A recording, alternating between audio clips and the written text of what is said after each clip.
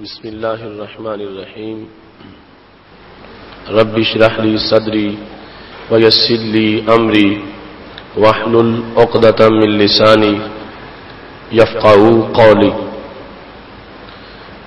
الحمد للہ وحدہ والصلاة والسلام علی من لا نبی بعدہ وعلی آلہ واصحابہ الذین اوفوا عہدہ اما بعد فاعوذ باللہ من الشیطان الرجیم بسم اللہ الرحمن الرحیم ولا یغتب بعضکم بعضا ایحب احدکم ان یأکل لحم اخیہ میتا فکرہتموہ واتقوا اللہ ان اللہ تواب الرحیم صدق اللہ العظیم وصدق رسولہ النبی الکریم الامین ان اللہ وملائکتہ یصلون علی النبی یا ایھا الذین آمنوا صلوا علیہ وسلموا تسلیما الصلاۃ والسلام علیک یا سیدی یا رسول اللہ وعلی آلک واصحابک یا حبیب اللہ مولاي صل وسلم دائما ابدا علی حبیبک خیر الخلق كلهم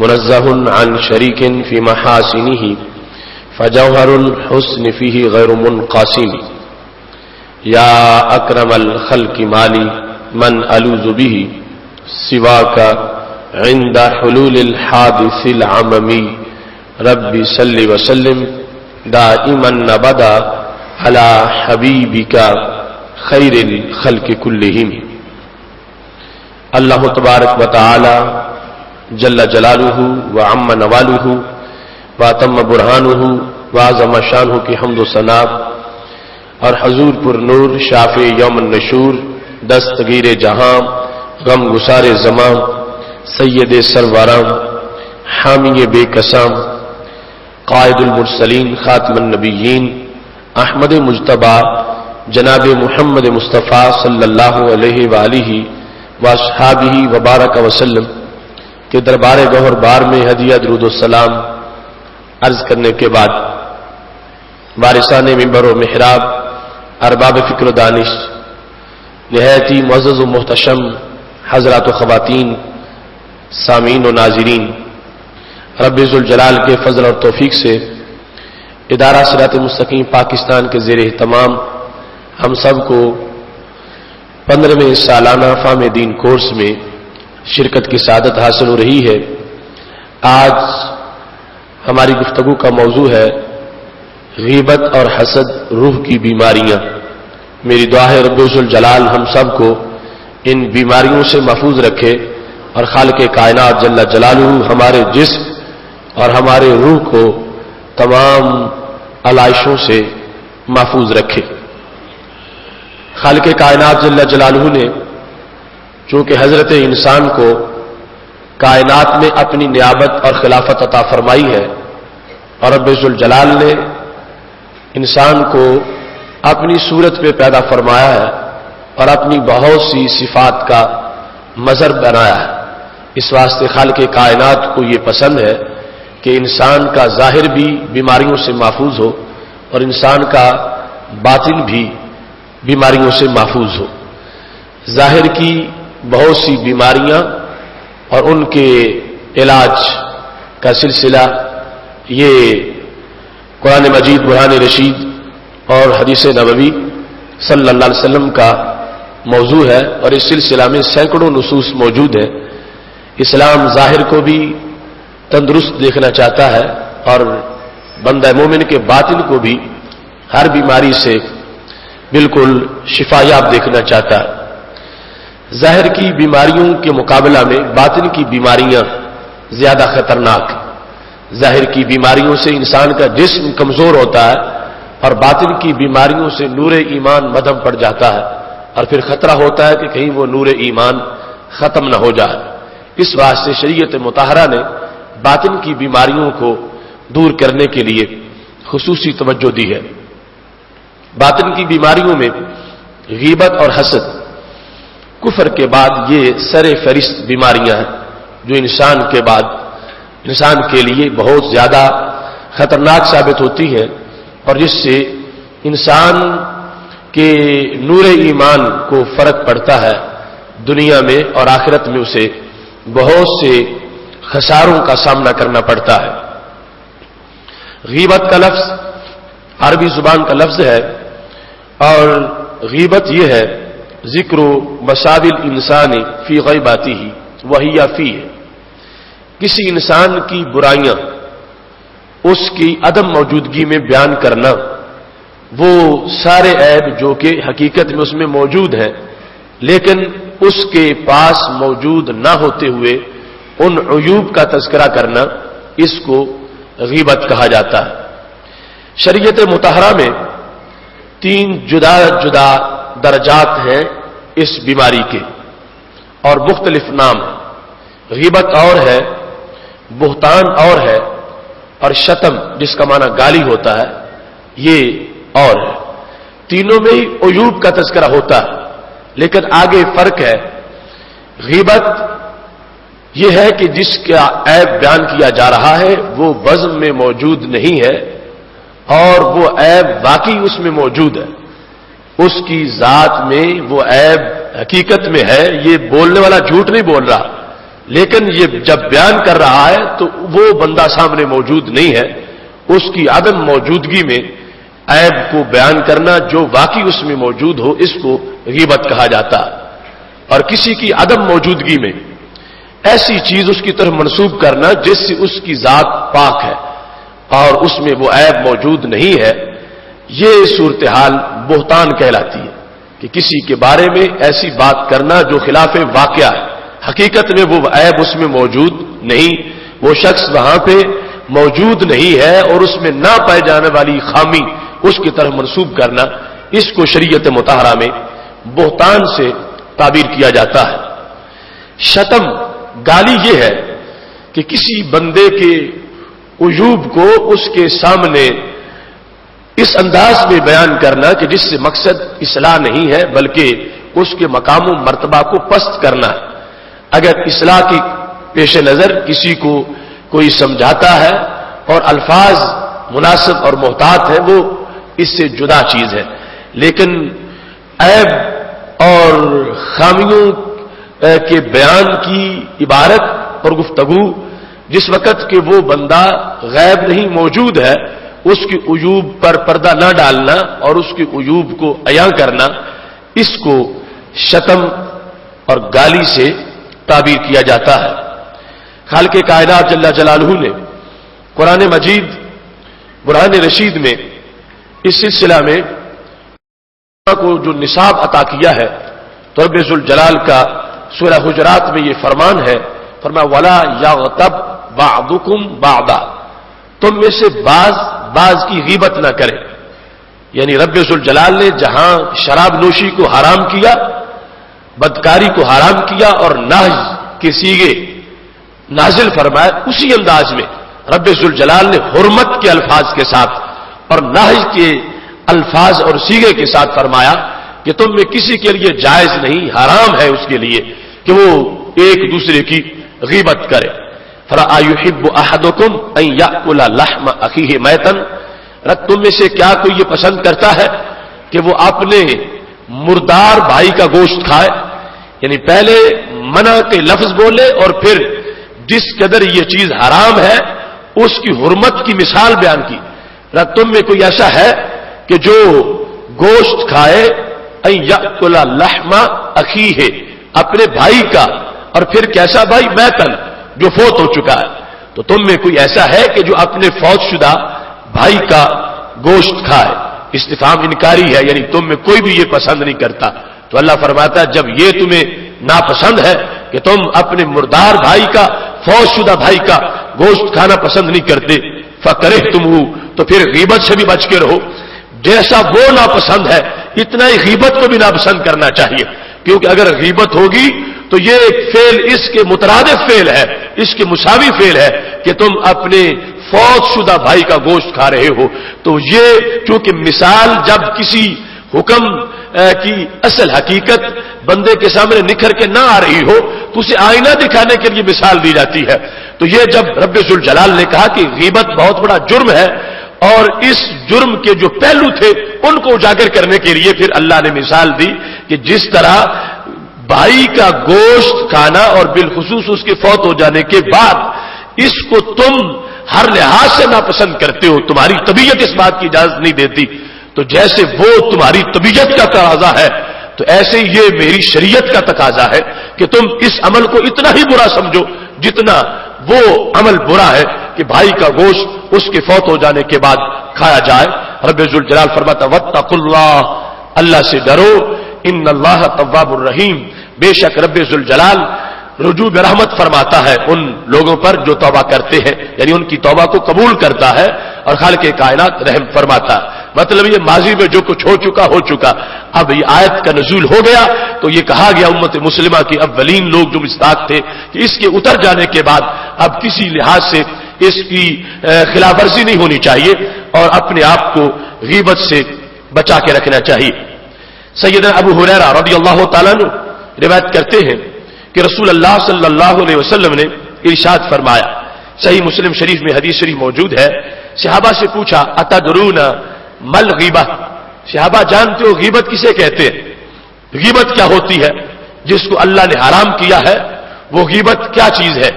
جب نبی علیہ الصلوۃ والسلام نے پوچھا تو صحابہ کی یہ عادت تھی، ہمیشہ کا یہ جواب تھا کہ بات کا پتہ ہوتا بھی تھا تو پھر بھی زیادہ علم حاصل کرنے کے لیے اللہ و رسول عالم یہ الفاظ بول دیتے تھے۔ تو کہنے لگے یا رسول اللہ صلی اللہ علیہ وسلم ہمیں تو خبر نہیں کہ غیبت کیا چیز ہوتی ہے، اللہ بہتر جانتا ہے، آپ بہتر جانتے ہیں، آپ بیان فرما دیں کہ غیبت کس چیز کو کہا جاتا ہے۔ تو ہمارے آقا صلی اللہ علیہ وسلم نے غیبت کا بیان کیا کہ غیبت کیا ہوتی ہے۔ فرمایا ذکر کا اخا کا بما یکرہ، تیرا اپنے بھائی کو، بھائی سے مراد ہے دینی بھائی، تیرا اپنے بھائی کا یوں تذکرہ کرنا کہ جو اسے اچھا نہ لگے، یعنی ان لفظوں سے اسے یاد کرنا کہ جب اس تک لفظ پہنچے تو وہ افسوس کرے، وہ اس کو پسند نہ ہو کہ یہ میری تعریف اس نے کیا کی ہے۔ اور میں اس انداز سے اپنے کسی دینی بھائی کے بارے میں بات کرنا، اس کے نہ ہوتے ہوئے کہ جو اس تک پہنچے تو اس کو افسوس ہو کہ میری عزت جو ہے اس پہ حملہ کیا گیا ہے، ایسے الفاظ کو غیبت سے تعبیر کیا جاتا ہے۔ جس وقت رسول اللہ صلی اللہ علیہ وسلم نے یہ بات فرمائی قیلا، تو صحابہ کرام علیہ رضوان سے کی طرف سے یہ سوال آیا، کہنے لگے عرض کرتے ارائیتا ان کان فی اخی ما اقولو، یا رسول اللہ صلی اللہ علیہ وسلم اگر وہ بات جو میں نے اپنے دینی بھائی کے بارے میں کہی وہ موجود نہیں تھا، واقعی اس کی ذات میں موجود ہو تو کیا پھر بھی یہ جرم ہے؟ پھر تو میں سچ بول رہا ہوں، میں نے ایک حقیقت کو بیان کیا تو اس کو بھی کیا جرم کہا جائے گا؟ تو ہمارے آقا صلی اللہ علیہ وسلم ارشاد فرمانے لگے ان کان فیہ ما تقولو، اگر اس میں وہ چیز باقی ہے جو تم اس کی عدم موجودگی میں بیان کر رہے ہو تو پھر کیا ہے اغتبتہ، اب تم نے غیبت کی، وَإِن لَمْ يَكُنْ فِيهِ فَقَدْ بَهَتَّهُ، اور اگر نہیں تھی تم نے بیان کی تو پھر تو غیبت سے بڑا جرم ہے، پھر تم نے بہتان کیا، افترا کیا، اس پہ بہتان باندھا، یہ اس سے بڑا جرم قرار پائے گا۔ تو ہمارے آقا صلی اللہ علیہ وسلم نے یہ حدیث میں بھی فرق کر دیا اور اس غلط فہمی کو دور کیا کہ کوئی شخص یہ آڑ بنا کے کہ واقعی اس میں ہے جو میں بیان کر رہا ہوں تو اس میں جرم کیا ہے، تو ہمارے نبی علیہ السلام نے فرمایا یہی تو غیبت ہے، اگر اس میں وہ خامی موجود نہیں ہے تو پھر تم بیان کرتے ہو، فرمایا پھر وہ غیبت نہیں، پھر اس کو بہتان کہا جائے گا۔ یہ فرق ایک جرح و تعدیل کے فن میں اور عام لوگوں کی گفتگو میں موجود ہے۔ جرح و تعدیل کا پورا فن ہے محدثین کے نزدیک، جس میں راویوں کی بحث ہوتی ہے اور وہ سند حدیث پرکھنے کے لیے مجبوری ہے کہ جب تک وہ راوی کے حالات معلوم نہ ہو تو سند مضبوط نہیں ہوتی اور پھر حدیث کو تقویت نہیں ملتی۔ وہاں پر مجبوراً اس امام حدیث کو یہ کہنا پڑے گا کہ اس حدیث کی سند میں فلاں بندہ جو ہے وہ جھوٹا تھا، وہ کذاب تھا، وہ حدیثیں گھڑتا تھا، وہ سنی سنائی بتا دیتا تھا۔ اب یہ غیبت کے زمرے میں نہیں ہوگا، اس کو جرح و تعدیل کہتے ہیں، اور اس سے یہ ہے کہ بندے خواہ مخواہ اس کی بات سن کے اپنا یقین نہ بدلتے رہے اور اپنے عقیدے نہ تباہ کرتے رہے اور اس کی بات کو معیار بنا کے اسے نبی علیہ السلام کا فرمان نہ سمجھتے رہے. وہ تو کذاب گھر کے نبی علیہ السلام کی طرف باتیں منسوب کر رہا تھا. تو یہ ایک شعبہ ہے کہ جہاں بولنا پڑے گا، مجبوری ہے. ہم بتائیں گے کہ فلاں شخص جو ہے اگرچہ وہ فوت ہو چکا ہے، وہ موجود نہیں، صدیوں پہلے وہ پیدا ہوا تھا، مگر اس عہد کے ائمہ نے اس کی بحث میں لکھ دیا کہ وہ وضاح تھا، جھوٹا تھا، کذاب تھا، خاطی تھا، وہ غافل تھا، حافظہ اس کا کمزور تھا، یا بات سن کے الٹی بیان کرتا تھا. تو اب یہ چیزیں غیبت کے زمرے میں نہیں آئے گی، بلکہ یہ اسلام کی حقانیت کی ایک دلیل ہے کہ اس امت نے ایسا شعبہ قائم کیا کہ اپنے لوگوں کو عدالت کے کٹہرے میں کھڑا کر کے حدیث کے فن کی نقد کے لیے اور اس کو کھڑا ثابت کرنے کے لیے ان لوگوں کا پورا بایو ڈیٹا بیان کر دیا، تاکہ بعد والے جو صدیوں بعد پیدا ہوں گے ان کو کوئی اپنے عہد کا غوث اعظم سمجھ کے یا اپنے عہد کا کوئی بہت بڑا ولی سمجھ کے ان کی جھوٹی باتوں کو آگے رائج نہ کرے، بلکہ ان کو یہ خبر ہو کہ وہ بندہ اپنے عہد کے اندر اس میں یہ حکم موجود تھا اور اس حکم کی وجہ سے اس کی بات معتبر نہیں ہے. یہ بات غیبت کے زمرے سے خالی ہوگی. اور اسی کے زمرے میں جب کسی بد عقیدہ کے بارے میں ہم بولتے ہیں اور بیان کرتے ہیں تو وہ اس زمرے میں ہے کہ یہ تحقیق اور حقانیت کا ایک تقاضا ہے کہ جس کی وجہ سے کسی ظالم کا پردہ چاک کرنا کہ جو اپنے ظلم اور اپنی شرارت کی آڑ میں لوگوں کے یقین سے کھیلنا چاہتا ہے، اس کے بارے میں لوگوں کو مطلع کرنا، یہ تو فی سبیل اللہ ایک جہاد ہے اور اللہ کی دی ہوئی صداقتوں کا ایک مظہر ہے. وہ معاملہ اس غیبت سے فارغ ہے، جدا ہے. لیکن عمومی طور پر جو ایک عوامی اور عمومی سبق ہے اس میں یہ فرمایا کہ اگر کسی میں عیب نہیں ہے تم بیان کرتے ہو تو پھر تو تم بہتان کر رہے ہو، اور اگر ہے اور اس کی عدم موجودگی میں تم بیان کرتے ہو تو اس کو غیبت کہا جائے گا. سید عالم نور مجسم شفیع معظم صلی اللہ علیہ وسلم نے غیبت کی ہولناکیوں کو بیان کرتے ہوئے ارشاد فرمایا.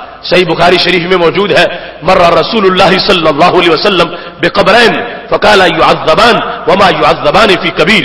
ہمارے محبوب علیہ الصلوۃ والسلام دو قبروں کے پاس سے گزرے تو دیکھا، فرمایا ان قبر والوں کو عذاب ہو رہا ہے اور عذاب کسی کبیرہ گناہ کی وجہ سے نہیں ہو رہا، ان کو عذاب ہو رہا.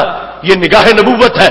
چلتے ہوئے منو مٹی کے نیچے دیکھا کہ حالت کیا ہے اور یہ بھی بتایا کہ سبب اس کا کیا ہے، ایسا کیوں ہے. فرمایا ان کو عذاب ہو رہا ہے اور عذاب کسی کبیرہ گناہ کی وجہ سے نہیں ہو رہا. عذاب اس کی نظر میں وہ چھوٹے کام تھے، وہ سمجھتا تھا اتنے بڑے جرم نہیں ہے اور کرتا رہا اور ان سے عذاب ہو رہا ہے. ایک ان میں ایسا تھا جو پیشاب کی چھینٹوں سے نہیں بچتا تھا، اور دوسرا چگلی کرتا تھا اور غیبت تھا کا دھندا کرتا تھا. غیبت کی وجہ سے آج اس کو قبر میں یہ عذاب ہو رہا ہے. تو اس سے پتا چلا کہ سید عالم نور مجسم شفیع معظم صلی اللہ علیہ وسلم نے جو باتیں مہلکات میں سے شمار کی کہ جن کی وجہ سے بندہ ہلاک ہو جاتا ہے، اس کی ایمانی حیثیت کمزور ہو جاتی ہے اور اس کی آخرت خراب ہو جاتی ہے، ان میں ایک بیماری غیبت کی بیماری ہے کہ جس کو یہ لگ جاتی ہے اس کے اعمال یوں راکھ ہو جاتے ہیں جیسے آگ میں لکڑی جل کے بھسم ہو جاتی ہے اور اس کے بعد اس کی کوئی حیثیت باقی نہیں رہتی. سید عالم نور مجسم شفیع معظم صلی اللہ علیہ وسلم غیبت کی مذمت میں آپ نے جو صحابہ کرام علیہم رضوان کو تنبیہ کی اور ان کی تربیت کی، اس کا اثر یہ تھا کہ اس قدر صحابہ کرام علیہم رضوان اس سے دور رہتے تھے. حضرت عبداللہ رضی اللہ تعالیٰ عنہ صفا پہاڑی پہ چڑھ گئے، فاخذ بلسانہ، اپنی زبان کو پکڑ لیا. اپنی زبان کو پکڑنے کے بعد کہنے لگے، یا لسانو، اے میری زبان، کل خیرہ، جب بھی بول تو خیر بول اور اچھی گفتگو کر، اس سے کیا ہوگا، تغنم، پھر تجھے غنیمت، تجھے مال، تجھے فائدہ اور عاقبت اچھی ملے گی. اور اگر واسکت ان شرن، شر سے چپ ہو جا، یعنی برا بولنے سے خاموشی 1000 درجہ افضل ہے، غیبت کرنے سے خاموشی جو ہے وہ 1000 مرتبہ اس کا بڑا مقام ہے. تو اس انداز میں کہنے لگے اگر تو نے زبان غیبت کی تو کل ندامت اٹھانی پڑے گی، بہت زیادہ افسوس ہوگا. کہنے لگے میری زبان میں نے سنا ہے اپنے رسول صلی اللہ علیہ وسلم سے، آپ فرماتے تھے اکثر خطا ابن آدم، اکثر خطا ابن آدم فی لسانہ ہی، کہ بندے کے سارے اعضاء کو اگر اس کا سروے کریں تو کوئی عضو بھی اتنا گناہ نہیں کرتا جتنے گناہ زبان کرتی ہے. سب سے زیادہ جو خطرہ ہے وہ زبان کا ہے. اس واسطے حضرت عبداللہ اپنی زبان کو پکڑ کے زبان کو سمجھا رہے تھے کہ تجھ سے گناہ زیادہ سرزد ہوں گے اور خطرے زیادہ تیری وجہ سے ہے. کہ نبی علیہ الصلوۃ والسلام نے اس کو واضح فرمایا ہے. فرمایا جب صبح سورج طلوع ہوتا ہے یا طلوع صبح صادق سے اسلامی دن کا آغاز ہوتا ہے، فرمایا سارے اعضاء زبان کے سامنے اپنے آپ کو ہاتھ جوڑ کے پیش کرتے ہیں. زبان کو کہتے ہیں استقیمی، سیدھا رہنا، سیدھا رہنا، زبان سیدھے رہنا، ٹیڑھا نہ ہو جانا. کیوں؟ فرمایا جرم تیرا ہوگا، مار ہمیں پڑے گی، گالی تو نکالے گی، حملہ ہم پہ ہو جائے گا. ہاتھ بھی اس کو کہتے ہیں، قدم بھی اس کے سامنے سفارش کرتے ہیں، انسان کی پیٹھ بھی کہتی ہے، انسان کا چہرہ بھی زبان سے التجا کرتا ہے کہ زبان تو کسی سے جھگڑا کرے گی، تجھ سے گندی بات نکلے گی، تجھ سے کسی عزت کے پر حملہ ہوگا تو چہرہ کہتا ہے تماچے مجھے برداشت کرنے پہ کریں گے، اور کہتی ہے اس کا جو ضرب ہے وہ مجھے برداشت کرنی پڑے گی. تو اس بنیاد پر یہ زبان سب سے خطرناک چیز ہے. اگر سنوارنے پہ آئے تو یہی انسان کو صدیوں کا فاصلہ منٹوں میں طے کرواتی ہے، اور اگر بگاڑنے پہ آئے تو جو زبان سے پھسلتا ہے وہ جہنم میں جا گرتا ہے. آخر زبان کا پھسلنا ہی ہے. جب کسی نے کلمہ کفر بولا تو کلمہ کفر نکلتا گیا تو کافر بن گیا، جہنمی ہو گیا. تو یہ زبان کی پھسلن ہے کہ جو بہت بڑا فساد پیدا کرتی ہے. میرے محبوب علیہ الصلوۃ والسلام معراج کی رات گئے تو واپس آ کے بتایا کہ میں نے جہنم کو دیکھا، جہنم بھرا ہوا ہے، اور میں نے دیکھا کہ ان لوگوں کا جرم کیا ہے. اور میں جہنم کی جو غالب آبادی ہے جس وجہ سے وہ جہنمی بنے ہیں وہ اکثر جرم ان کے زبان کی وجہ سے تھے. میں نے زبان کے کاٹے ہوئے جہنم میں گرے ہوئے دیکھے، اور میں نے زبان کے مارے ہوئے جہنم میں پڑے ہوئے دیکھے. یہ زبان ہے جو بندے کو کہیں سے گرا کر کہیں ذلت کے گھروں میں پہنچا دیتی ہے. اس واسطے ہمارے محبوب علیہ الصلوۃ والسلام نے فرمایا سنبھال کے رکھو اپنی زبان کو. یعنی یہ ایسا ایک گناہ ہے کہ جس کا پتہ ہی نہیں چلتا اور یہ بندے کے اندر سرایت کر جاتا ہے اور اعمال کو بالکل ضائع کر دیتا ہے. اس واسطے ہمارے محبوب علیہ الصلوۃ والسلام نے جب کامل مومن کی علامتیں بیان کی اور المسلم من سلم المسلمون من لسانه ويده کہ کامل مسلمان وہ ہے کہ جس کی زبان سے اور ہاتھ سے سارے مسلمان محفوظ رہے. حالانکہ مارتا تو ہاتھ ہے، ضرب ہاتھ سے ہوتی ہے، اگلے کو تکلیف ہاتھ سے دی جاتی ہے، مگر پہلے ذکر ہاتھ کا نہیں کیا، پہلے ذکر زبان کا کیا، من لسانه ويده. تو محدثین نے لکھا حدیث اس بخاری میں اس کی شرح کے اندر کہ ہاتھ جو ہے اس کا دائرہ کار تھوڑا ہے، زبان کے فساد کا دائرہ کار زیادہ ہے. ہاتھ سے مارو گے اسے جو سامنے موجود ہے، اور زبان سے اسے بھی مارو گے جو 1000 میل دور بیٹھا ہے. ہاتھ سے مارو گے تو اسے کہ جس تک ہاتھ پہنچ سکتا ہے، اور زبان سے اسے بھی مار لو گے کہ جو دور دراز کسی خطے میں بیٹھا ہے. ہاتھ سے مارنا چاہو گے تو پھر کسی آلے کی بھی ضرورت ہے کہ کچھ دور ہے تو پھر ہاتھ میں ڈنڈا ہونا چاہیے تاکہ وہ ڈنڈا پہنچے، یا پھر تیر ہو، یا پھر گولی ماری جائے. تو یہ ایک اسے مزید اسلحے کی ضرورت ہے، پھر جا کے بندہ مجرم بنے گا، پھر جا کے اگلے کو نقصان پہنچا سکے گا. مگر زبان ایسی ہے، نہ تیر کی ضرورت ہے، نہ تفنگ کی ضرورت ہے، نہ نیزے کی ضرورت ہے، نہ بھالے کی ضرورت ہے، نہ تلوار کی ضرورت ہے. اور جہاں انسان بیٹھا ہے وہیں سے بیٹھ کر زبان سے بات کرے گا. اگرچہ وہ اگلا سینکڑوں میل دور ہے، جب بات پہنچے گی تو تیر سے گہرا زخم اس کو ہو جائے گا، تیر سے گہرا. اور کہا جاتا ہے جراحات السنان لہل تیام ولا یلتام ما جرى اللسان. یہ انسان کے دانتوں کا کٹا ہوا جو ہے وہ تو صحت مند ہو جاتا ہے، وہ زخم بھر جاتا ہے، مگر زبان کے کٹے ہوئے کا زخم نہیں بھرتا، وہ زخم بڑا گہرا ہو جاتا ہے. اور ایسے نیزوں کے جو زخم ہیں وہ مٹ جاتے ہیں اور وہ مندمل ہو جاتے ہیں، بھر جاتے ہیں، مگر زبانوں کے کیے ہوئے زخم جو ہیں یہ نہیں بھرتے. اس بنیاد پر یہ محبوب علیہ الصلوۃ والسلام جو امت کی تربیت چاہتے ہیں اور کردار سازی چاہتے ہیں اور تعبیر سیرت چاہتے ہیں تو فرمایا اس کو معمولی نہ سمجھنا، اپنی زبان کو سنبھال کے رکھنا، کیونکہ اس سے بڑے شر کا خطرہ ہے. اب ہاتھ سے مارنا ہے تو اسے مار سکو گے جو زندہ ہے، جو زندہ نہیں کیسے مار سکو گے؟ جو قبر میں جا چکا ہاتھ سے کیسے مار چکے ہوگے؟ جو 1 صدی پہلے فوت ہو چکا ہاتھ سے اسے کیسے مار سکو گے؟ لیکن زبان سے تو 1 صدی جو پہلے فوت ہو اسے بھی زخمی کیا جاتا ہے، زبان سے تو اس پر بھی حملہ ہوتا ہے جو دنیا سے جا چکا ہے، اور اس کے بعد بھی کوئی اس کا پیچھا نہیں چھوڑ رہا، اور اس کے بعد بھی اس پر حملے کیے جا رہے ہیں۔ اس واسطے میرے محبوب علیہ السلام فرمانے لگے تمہارے لیے لازم ہے کہ اپنی زبان کو سنبھالو، اور یہ غیبت کے ذریعے سے جو زبان حملے کرتی ہے یہ بہت خطرناک ہے۔ یہ ذری اصول ہے ہمارے محبوب علیہ الصلوۃ والسلام کے کہ ایک ایک حدیث میں اپنی امت کو صدیوں کا نور عطا فرمایا ہے۔ محتشم سامعین حضرات، غیبت کے ساتھ دوسری بیماری جو انتہائی اہم بیماری ہے وہ حسد کی بیماری ہے۔ اللہ تعالیٰ نے قرآن مجید میں فرمایا وَمِن شَرِّ حَاسِدٍ إِذَا حَسَدَ کہ محبوب یہ کہو میں پناہ مانگتا ہوں اللہ کی فلاں چیز سے فلاں چیز سے فلاں چیز سے، فرمایا حاسد کے حسد سے بھی پناہ مانگتا ہوں کہ حاسد کا حسد بڑی خطرناک چیز ہے، میں اے اللہ اس سے پناہ مانگتا ہوں تیری، تو مجھے اپنی پناہ میں رکھ اور حاسدین کے حسد سے مجھے محفوظ رکھ۔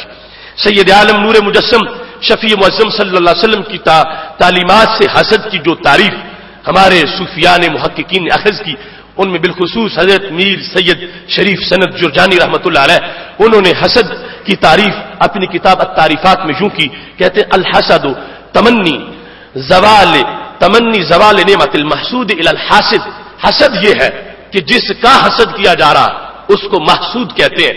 حسد یہ ہے کہ انسان چاہتا ہے کہ میرا فلاں دوست یا فلاں رشتہ دار اس سے جو نعمت اس کو مل چکی ہے اے اللہ اس سے چھین لے اور وہ مجھے عطا فرما دے، یعنی 2 تقاضے ہیں اس کے، یہ جو انتہائی درجے کا حسد ہے، ابتدائی درجے کا حسد یہ اس کے پاس نہ رہے مجھے ملے یا نہ ملے، اور انتہائی درجے کا حسد یہ ہے کہ اللہ اس کے پاس یہ نعمت نہ رہے اس سے چھین لے اور اس سے چھین کے مجھے عطا کر دے۔ یہ ایک مرض ہے دل کا جس سے سینہ ابلتا ہے، سینہ جلتا ہے، اور اس میں نقصان اس حسد کرنے والے کا ہی ہوتا ہے۔ جس کا حسد کر رہا ہے وہ آزاد پھر رہا ہے، اسے کوئی آگ نہیں لگی ہوئی، اس کے لیے سینہ تنگ نہیں ہے، اس کے لیے زمین کھلی ہے، وہ اپنی موج میں ہے، اور یہ حسد والا خواہ ہر وقت سلگ رہا ہے، ہر وقت ابل رہا ہے، ہر وقت اس سے حرارت نکل رہی ہے اور اپنے اندر اپنی آگ سے ہی جلتا جا رہا ہے، اس کے لیے دنیا میں ایک دائمی عذاب بن گیا ہے۔ لہذا حسد وہ کیفیت ہے جس سے بندہ جہنم جانے سے پہلے جہنم کے ایندھن کو محسوس کرنا شروع کر دیتا ہے۔ تو میرے محبوب علیہ السلام فرمانے لگے میری امت کے افراد اپنے سینوں کو حسد سے پاک رکھو، حسد سے پاک رہو گے تو دنیا کی زندگی کی لذت آئے گی، اگر حسد ہوگا تو دنیا تمہیں بے نور لگے گی، حسد میں ہر وقت جلتے ہوئے کوئی بھی مزہ نہیں دنیا کا آئے گا، پر میں دنیا کی زندگی کا قرار اس میں ہے، انسان کا سینہ بالکل کھلا ہے، نہ کسی سے مقابلہ ہے، نہ کسی سے کوئی حسد ہے، نہ یہ ہے کہ اس سے زائل ہو جائے، نہ یہ ہے کہ اس سے زائل ہو کے میرے پاس آ جائے، پر میں جو سینہ اپنا کھلا رکھتا ہے رب ذوالجلال اس کو کائنات میں ہر لحاظ کی فراخیاں عطا فرما دیتا ہے۔ محتشم سامعین حضرات، اس سلسلہ میں رسول اللہ صلی اللہ علیہ وسلم کے مختلف فرامین ہمارے پاس موجود ہے۔ پاک محبوب علیہ الصلوۃ والسلام کا یہ فرمان جامع ترمذی میں ہے، فرمانے لگے حضرت زبیر بن عوام نبی علیہ الصلوۃ والسلام سے روایت کرتے ہیں کہ آپ نے ارشاد فرمایا دب الیکم داء الامم، دب الیکم داء الامم، جو پہلی قوموں کی بیماری تھی میرے صحابہ میری امت وہ آہستہ آہستہ تم میں آ جائے گی۔ دبا یہ دبو کا مطلب ہوتا ہے زمین پر چلنا رینگتے ہوئے، فرمایا ایسے دوڑ کے نہیں آئے گی کہ لگے وہ بیماری آ گئی ہے اندر داخل ہو گئی ہے، نہیں، فرمایا آہستہ آہستہ سرایت کرے گی، آہستہ آہستہ وہ تمہارے اندر وہ بیماری پہلی امتوں والی آ جائے گی۔ وہ پہلی امتوں والی کون سی بیماری ہے؟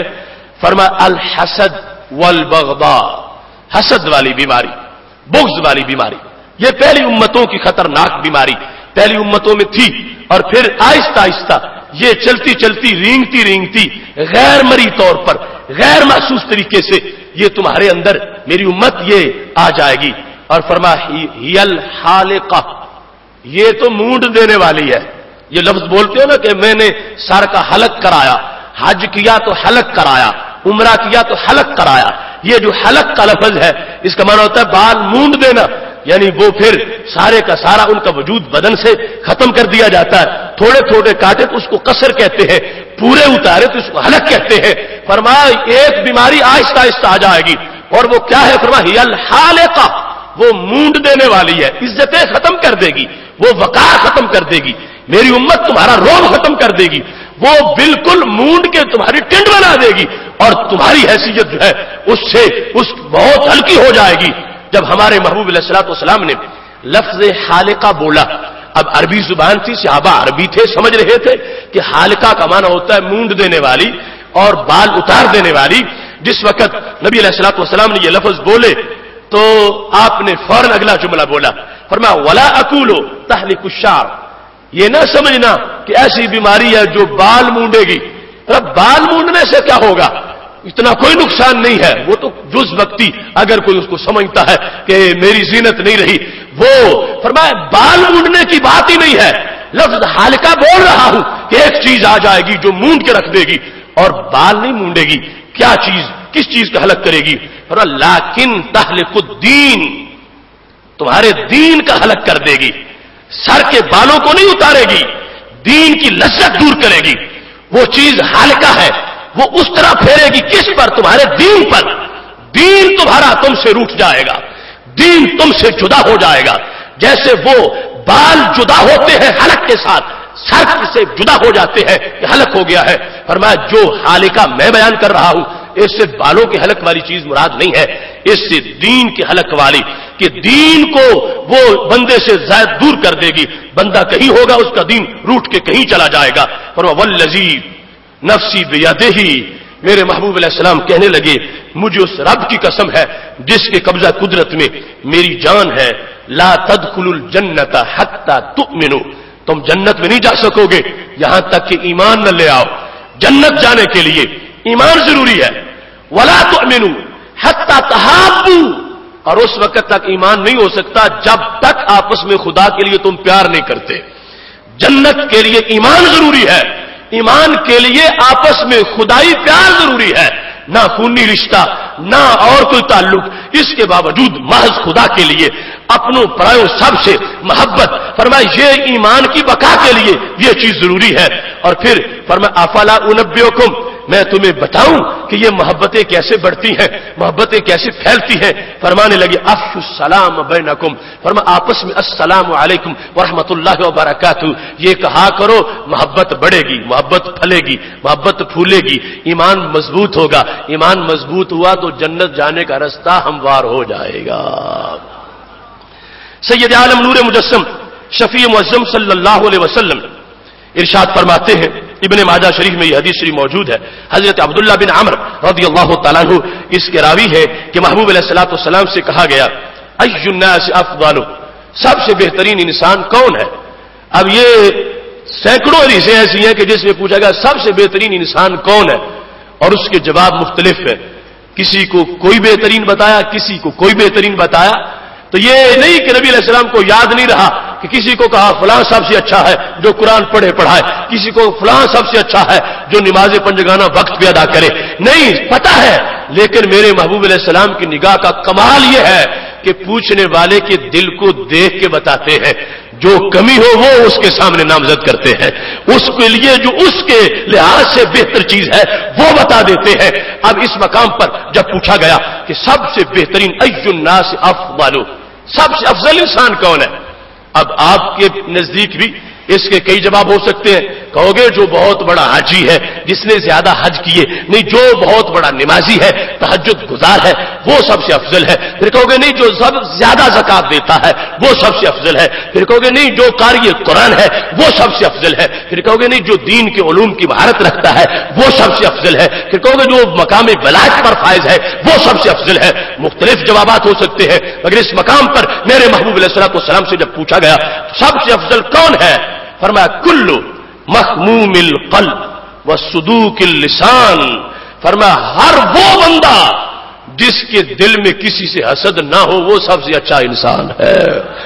مخموم القلب, فرمایا جس کے دل میں کوئی آگ نہیں لگی ہوئی, किसी के बारे में सोचता रहे, क्योंकि हासिद तो हर वक्त सोचता है, खबर रखता है जिससे हसद है कि उसका हाल क्या है, उसे क्या मिला है, उसको से क्या छीनना चाहिए, उसको कैसे फ्रॉड करना चाहिए, उसको कैसे जेर करना चाहिए। हर वक्त एक ज़हनी कोफ्त में हासिद है, सोच रहा है, बाकायदा ज़हन की एजेंसियां उसके पीछे लगाई हुई हैं, हर वक्त तलाश में है उसका कोई ऐब मिल जाए, उसको नुकसान कैसे पहुंचा सकूं। तो ये इसका दिल सुलगता है, भड़कता है, धड़कता है, शोले निकलते हैं, धुआं निकलता है और इसमें बेचारा जलता रहता है। मेरे महबूब अलैहिस्सलाम फरमाने लगे, अच्छा इंसान तो वो इंसान है जिसका दिल बिल्कुल ठंडा है, जिसका दिल बिल्कुल साकित है, जिसमें कोई इस तरह की हलचल नहीं, जिसमें किसी को जेर करने का कोई जज्बा नहीं।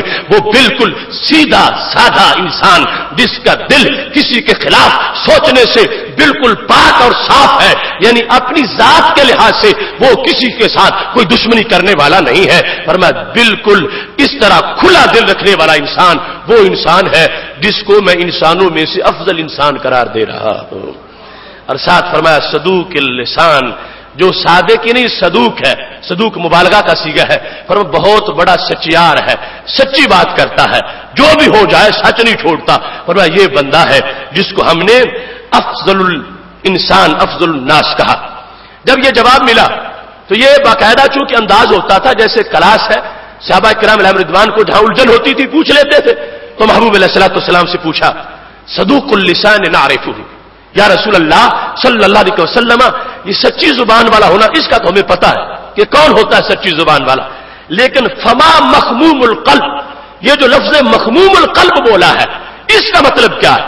मखमूमुल कल्ब का माना हमें समझ में नहीं आया, सदूकुल लिसान का माना हमें समझ में आ गया है, तो मखमूमुल कल्ब का माना भी बयान कर दो। अब ये देखो ना, ये सानात है सहाबा के, अगर ये बातें बंद रहती, नबी अलैहि सलाम से सहाबा ना पूछते, आज हमें कैसे पता चलता, आज उम्मत को खबर कैसे होती। लिहाजा वहां डायलॉग हुआ, सहाबा ने पूछा, नबी अलैहि सलाम ने जवाब दिया, आज तक उस इल्म की बहार आ गई। मेरे महबूब अलैहिस्सलाम कहने लगे मखमूमुल कल्ब पूछते हो, हुवा तक़ियुन नक़ी ला इस्मा फीह, फरमाया मखमूमुल कल्ब उस बंदे के दिल को कहा जाता है और उस दिल वाले इंसान को कहा जाता है जिसमें तकवा पूरे उरूज पर हो और जिसमें एक धब्बा भी गुनाह का ना हो, तकी भी हो नकी भी हो, बिल्कुल पारसा भी हो और हर आलूदगी से उसका दिल सुथरा भी हो, ला इस्मा फीह, उस दिल में कोई गुनाह ना हो, भला बख्श कोई जुल्म ज्यादती नहीं है, वला गिल कोई खोट नहीं, किसी के लिहाज से कोई हसद इस तरह की कोई जज्बा नहीं, वला हसदा, ये लफ्ज बोल दिए, वला गिल्ला वला हसदा, न उस दिल में हसद है, न उस दिल में कोई गिल है, कोई खोट है, न किसी को नीचा दिखाने के लिए कोई ऐसा जज्बा है। फरमाया जिसका ऐसा खुला दिल है, खुला दिल है, मैं ये कह रहा हूं, अगरचे हाथ में तलवार लेके मैदान जिहाद में न गया, महबूब अलैहिस्सलाम फरमाते हैं अगरचे नमाज़ पंजगाना के अलावा वो कोई शब्द जिंदादार इंसान नहीं है, अगरचे वो सिर्फ अपना मामूली सा उसका गुजारा है, कुछ ज्यादा माल अल्लाह के रास्ते में खर्च करने वाला भी नहीं, लेकिन फरमाया उसकी इस दिल की कैफियत की वजह से मैं उसके मेरिट का जिक्र कर रहा हूं कि मेरे नजदीक वो बंदा अफजल इंसानों में से एक अफजल इंसान है कि जिसको अल्लाह ने खुला दिल अता फरमाया है, जिसमें किसी के खिलाफ कोई हसद और बुग़्ज़ मौजूद नहीं है। सैयद आलम नूर मुजस्सम शफी मुअज़्ज़म सल्लल्लाहु अलैहि वसल्लम ने एक मकाम पर इल्म का बड़ा अंदाज अजीब था, सुनन निसाई में हदीस शरीफ आती है, कभी बोलते थे तो फरमाते 6 चीजें ऐसी हैं जो मिलेंगी जिसको कामयाब, कभी 7 किस्म के लोग ऐसे हैं जिनके हशर में प्रोटोकॉल होंगे, कभी ये अंदाज होता था 2 चीजें इकट्ठी नहीं हो सकती, अब आगे फलां 2 इकट्ठी नहीं हो सकती, फलां 2 इकट्ठी नहीं हो सकती, फलां 2 इकट्ठी नहीं हो सकती। यानी देखो कितने बेहतरीन अंदाज के खुतबे हैं हमारे महबूब अलैहिस्सलातु वस्सलाम के, हर अंदाज बड़ा अजीब है और ये होता है खिताबत का सबसे अहम अंदाज कि जिससे अगले को एक मर्तबा जुस्तजू में डालना कि 2 चीजें ऐसी हैं कि वो सोचे वो क्या 2 चीजें हैं कि 2 इकट्ठी नहीं हो सकती, जिनका कभी इत्तेहाद नहीं हो सकता, वो क्या आग और पानी है कि आपस में वो दोनों इकट्ठी नहीं पाई जा सकती। तो महबूब अलैहिस्सलातु वस्सलाम झंझोड़ कर फरमाया सुन लो मेरे सहाबा, ला यज्तमियान फिन्नार, 2 इंसान आग में इकट्ठे नहीं होंगे, 2 बंदे आग में इकट्ठे नहीं होंगे, मतलब क्या, उनमें से एक जहन्नमी हो सकता दूसरा नहीं होगा। ला यज्तमियान फिन्नार, आग में नहीं इकट्ठे होंगे, کون کون؟ پر مسلمن قتل کافرا، وہ مسلمان جس نے کسی کافر کو مارا تھا، ثم سدد وقارب، اور مارنے کے بعد پھر سیدھے رستے پہ بھی رہا، خود مرتد نہیں ہوا۔ اب فرمایا اس نے کافر کو مارا تو یہ تو طے شدہ ہے کہ کافر جہنمی ہے، تو اس بات کو یوں سیدھا بھی بیان ہو کیا جا سکتا تھا کہ جس نے کافر کو مارا وہ جنتی ہے، لیکن یہ زیادہ اہم انداز ہے۔ دو بندے جہنم میں نہیں جائیں گے، کون سے دو؟ فرمایا دو جہنم میں اکٹھے نہیں ہوں گے، وہ مسلمان جس نے کسی کافر کو مارا اور اپنے ایمان پر دنیا میں زندگی گزاری، فرمایا یہ مسلمان اس کافر کے ساتھ جہنم میں اکٹھا نہیں ہو سکتا، کافر تو جہنم میں ہوگا مگر یہ جہنم میں نہیں جائے گا، کیونکہ ان دو کو یہ جمع نہیں کیا جائے گا، کیونکہ اس کا کردار بڑا ہے، اس نے کافر کو مارا، وہ کافر یقیناً جہنمی ہے، لیکن اس بندے کو اللہ جہنم میں نہیں جانے دے گا کیونکہ اس کی تلوار کا مارا ہوا جہنم میں موجود ہے۔ دوسرے نمبر پر میرے محبوب علیہ الصلوۃ والسلام فرمانے لگے وَلَا يَجْتَمِعَانِ فِي جَوْفِ مُؤْمِنٍ، مومن کے پیٹ میں بھی دو چیزیں اکٹھی نہیں ہو سکتی، مومن کے پیٹ میں دو چیزیں اکٹھی نہیں ہو سکتی، کون کون سی؟ فرمایا اللہ کے رستے میں لڑتے ہوئے غبار پڑے ناک میں اور اندر چلا جا، اور ادھر جہنم کی آگ کا دھواں ہو اور جہنم کی آگ کی وہ تپش جو شعلوں کے ساتھ شدت ہے، فرمایا یہ دونوں چیزیں مومن کے اندر اکٹھی ہو جائیں نہیں ہو سکے گا۔ فرمایا جس نے راہ جہاد میں غبار اپنی ناک میں حاصل کر لیا ہے، نکلا ہے، غبار اڑ رہا تھا، گھوڑا دوڑا رہا تھا، آگے بڑھ رہا تھا، فرمایا جس کو راہ جہاد کا غبار میسر آ گیا ہے، اب یہ غبار اندر داخل ہو گیا، یہ جہنم کے دھوئیں کو نہیں آنے دے گا، اس غبار نے روک لیا ہے، یہ بندہ جہنم میں نہیں جائے گا۔ تو محبوب علیہ السلام نے فرمایا یہ دو چیزیں مومن کے اندر اکٹھی نہیں ہو سکتی کہ اس میں راہ حق کا غبار بھی ہو اور پھر وہ جہنم میں بھی جل رہا ہو، ایسا کبھی نہیں ہوگا۔ یہ غبار اس بات کی ضمانت بن جائے گا کہ اس بندے کو رب ذوالجلال جنت عطا فرمائے گا۔ تیسرے نمبر پر رسول اللہ صلی اللہ علیہ وسلم کا یہ جملہ جو آج کے موضوع سے منسلک ہے اور بڑا اہم جملہ ہے، فرمانے لگے لا یجتمعان فی قلب عبد، میرے بندے کے، میرے امتی کے دل میں بھی دو چیزیں اکٹھی نہیں ہو سکتی۔ پہلے کہا جہنم میں دو اکٹھے نہیں ہو سکتے، پھر مومن کے اندر دو چیزیں نہیں اکٹھی ہو سکتی، پھر فرمایا میرے امتی کے دل میں، مومن کے دل میں دو چیزیں اکٹھی نہیں ہو سکتی، پائی جائے گی تو ایک پائی جائے گی، ایک ہوگی تو دوسری نہیں ہوگی، دوسری ہوگی تو پہلی نہیں ہوگی، دونوں بیک وقت نہیں ہو سکتی، جیسے آگ ہے تو پانی نہیں، پانی ہے تو آگ نہیں۔ کیا وہ دو چیزیں ہیں؟ محبوب علیہ السلام فرمانے لگے الایمان والحسد، حسد اور ایمان دونوں اکٹھے نہیں ہو سکتے، حسد اور ایمان۔ اب سوچ لو کہ یہ تین چیزیں دو دو کر کے بیان کی، پہلی دو پر اپنے ضمیر سے پوچھو اور ضمیر مطمئن ہے، ہاں باقی کافر جہنم میں جائے گا، مومن تو جس نے کافر کو مارا ہے غازی ہے تو جنتی ہے، جہنم میں اکٹھے نہیں ہوں گے۔ تو جس نے راہ جہاد کا غبار کھا لیا اب اس کے قریب جہنم کے شعلے نہیں جائیں گے، اکٹھے نہیں ہو سکتے۔ تو تیسری بات کو بھی سوچو، فرمایا مومن کے دل میں دو چیزیں اکٹھی نہیں ہو سکتی، ایمان اور حسد۔ ایمان ہے تو حسد نہیں، حسد ہے تو ایمان نہیں۔ تو یہ مواخذے کا وقت ہے، اپنے حساب کا وقت ہے، اپنے باطن کو جھانک کے دیکھنے کا وقت ہے کہ کیا ہمارے دلوں میں حسد نہیں ہے۔ دعویٰ ہمارا ایمان کا بھی ہے، مومن ہے، تو پھر حسد دلوں میں نہیں آنا چاہیے، حسد نہیں ہونا چاہیے۔ حسد ایمان کا دشمن ہے، حسد ایمان کو دل سے نکالتا ہے، حسد ابتدائی مراحل میں ایمان کو کھرچنا شروع کرتا ہے اور بڑھتے بڑھتے حسد کی بنیاد پر بندے اپنے بڑے پرہیزگار بھائی کو، بڑے پرہیزگار پڑوسی کو، بڑے کامل ولی انسان پر بھی ایک بندہ اپنے سارے بغض نکال دیتا ہے، تو اس سے کیا ہوتا ہے؟ اس کی ایمانی حالت جو ہے وہ ختم ہوتی چلی جاتی ہے، بلکہ وہ اس کو یہ دوڑ لگی ہوئی ہے، چاہتا ہے اس کو زیر کرنا ہے، خواہ کفریہ جملے بولوں، خواہ کسی سے جا کے جادو کرواؤں، خواہ میں کسی کافر یا کسی شیطان صرف انسان سے کوئی شیطانوں کے حربے استعمال کر کے کوئی ایسے چلے کروا کے میں اس کو زیر کروں، یہ صورتحال بندے کی ہے حسد کی بنیاد پر، تو اپنے ایمان کی لذت کھو بیٹھا۔ تو میرے محبوب علیہ السلام فرمانے لگے یہ کس چیز نے اس کو اس رستے پہ لگایا؟